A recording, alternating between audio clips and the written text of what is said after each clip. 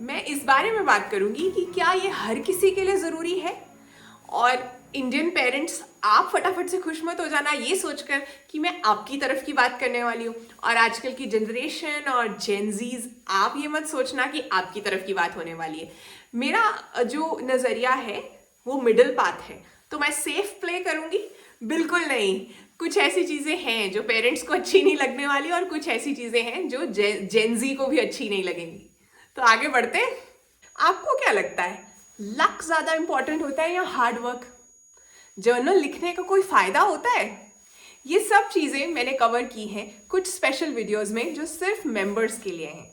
आप भी चटोरी चेतना के मेंबर बन सकते हो सिर्फ 119 रुपीज पर मंथ में।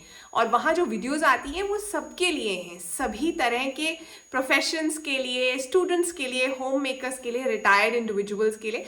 माइंडसेट कोई तो पॉजिटिव करना है ना, तो बहुत काम की चीज़ है, मेंबरशिप ले लो। लिंक डिस्क्रिप्शन में और पिंड कॉमेंट में डाल दूंगी। अब सबसे पहले तो देखो, इंडिया की रियलिटी क्या है कि मैरिज को स्टेबिलिटी के साथ गिना जाता है।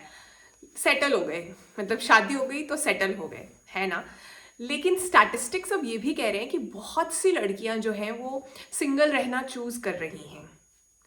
बहुत बार बहुत सी लड़कियां देखती हैं अपनी बड़ी बहन को, अपनी माँ को, घर काम बहुत मेस है, सब कुछ हैंडल करना, तो वो कहते हैं कि हम सिंगल ही रहना चाहते हैं। जैसा मैंने कहा, ये वीडियो एक डिस्कशन है, डिबेट नहीं है, तो ध्यान से सुनना, हिम्मत चाहिए कुछ रियलिटीज को सुनने के लिए, समझने के लिए। ये गलत है, ये सही है, कुछ चीज़ें ऐसे नहीं होती हैं, ब्लैक और वाइट नहीं होती हैं लाइफ में, कुछ ग्रे भी होती हैं। जैसा किसी ने बड़ा अच्छा कहा है कि बेटियां समझ गईं रिश्तों से ज़्यादा पैसों को महत्व देना, क्योंकि उन्होंने अपनी माँ को अपने घर में बेकार पड़े हुए देखा है। सब यही कहते हैं, घर पे ही रहती है, अपनी माँ को सबसे ज़्यादा, घर में जो लेडी हैं जो घर संभाल रही हैं उनको ही फॉर ग्रांटेड लिया जाता है ना।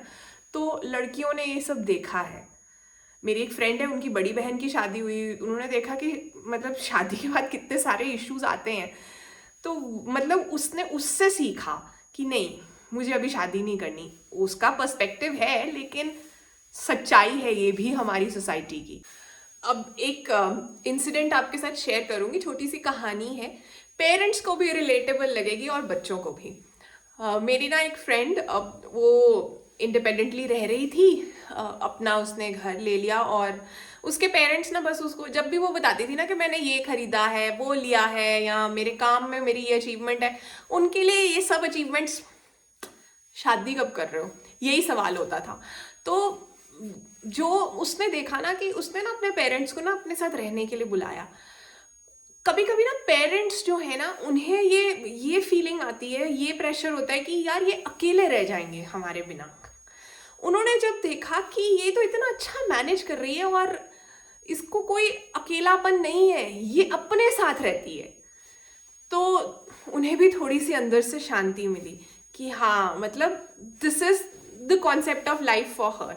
तो पेरेंट्स को भी अपना नज़रिया बदलना पड़ेगा। लेकिन बच्चों के लिए आगे मेरे पास कुछ है। मैं इंडिया से बाहर भी रही हूँ, और एक चीज़ जो मुझे काफ़ी डिस्टर्ब करती है वो ये है कमिटमेंट फोबिया।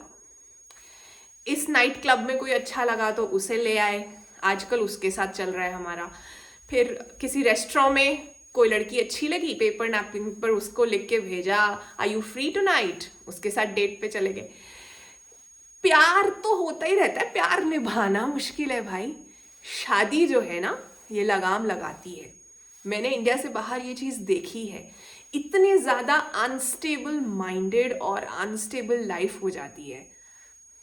लेकिन दूसरी तरफ इंडिया में ही अगर कोई विडो हो जाए या कोई विडोअर है, तो उन्हें वो दोबारा शादी करे तो वो सही चीज़ नहीं है। कैसा डबल स्टैंडर्ड हुआ ना। अब दूसरी तरफ देखें, अगर हेल्दी मैरिजेस भी होती हैं, तो जो हेल्दी मैरिज है उसके अंदर कंपेनियनशिप, शेयर्ड रिस्पॉन्सिबिलिटी, ग्रोथ, साथ मिलकर जो चैलेंजेस आ रहे हैं लाइफ के उनको हेड ऑन फेस करना, ये सब चीज़ें भी होती हैं, ना कि डर और जो है रोब झाड़ने वाली शादियाँ नहीं होती हैं। इनफैक्ट मुझे इसी से याद आ रहा था, मेरी एक फ्रेंड है, तो उनकी शादी हुई उनके ही बॉस से, तो जो कि उनकी टीम के मतलब टीम लीड थे या कुछ ऐसा। तो ना उन्होंने रियलाइज़ किया कि शादी के बाद भी ना वो टीम लीडर के जैसे ही बिहेव करते थे, मतलब बॉस के जैसे। तो 1-2 दिन हुए थे शादी को, तो उन्होंने बहुत डायरेक्टली उन्हें कहा अपने हस्बैंड को कि now you are no longer my boss. और बहुत सही चीज़ है ना, आप इक्वल हैं अब। तो ये जो चीज़ है ये समझने की चीज़ है। शादी जो है ना वो गलत कहते हैं कि it's about compatibility. No, it's about how you handle your incompatibility. Incompatibility तो हर शादी में आएगी। कुछ शादियाँ उस इनकम्पैटिबिलिटी को हैंडल कर लेती हैं, कुछ शादियाँ नहीं कर पाती। नीचे कमेंट सेक्शन सबके लिए है। आपके मन में जो भी आ रहा है ना मेरी बात सुनकर, या आपका कोई एक्सपीरियंस है आप शेयर करना चाहते हो, दिल खोलकर शेयर कीजिए।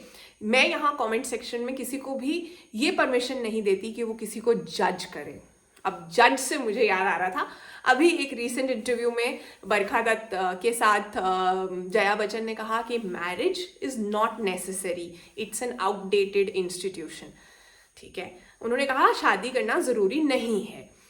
अब उस चीज़ को इतना जज किया गया ये कहकर कि हाँ वो तो पहले ही लवलेस मैरिज में है, उनकी शादी में प्यार तो है ही नहीं, मजबूरी का रिश्ता है। आपको क्या पता वो जो बड़े बड़े गिफ्ट्स दे रहे हैं और बड़ा रोमांस दिखा रहे हैं स्क्रीन पर कुछ लोग, आपको लग रहा है कि उनकी शादी is filled with love. You have no idea, so stop judging people. In fact कुछ लोग ऐसे भी हैं जो कि मेरी बातों से बहुत ट्रिगर होते हैं। उन्हें ऐसा लगता है कि मैं ना भड़का रही हूँ, लड़ाई करवा रही हूँ। मैं अपना ओपिनियन दे रही हूँ, मेरा ऐसा कोई मकसद नहीं है। लेकिन मैं इनकरेज कर रही हूँ कि हर कोई इंडिपेंडेंटली सोचे, ये ज़रूरी है। अपनी यहाँ जो ताला लगा दिया था ना उसे खोलने में ज़रूर मैं मदद कर रही हूँ।